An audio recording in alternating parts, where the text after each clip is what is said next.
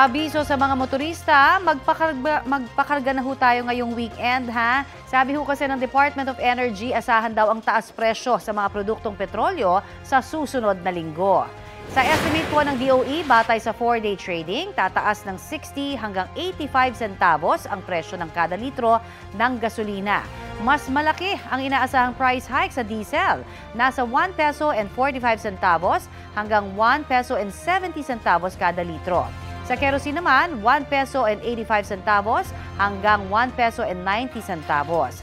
Kabilang po sa dahilan ng taas presyo ang nakikitang paglakas ng global demand at pagbaba ng imbak ng krudo ng Amerika.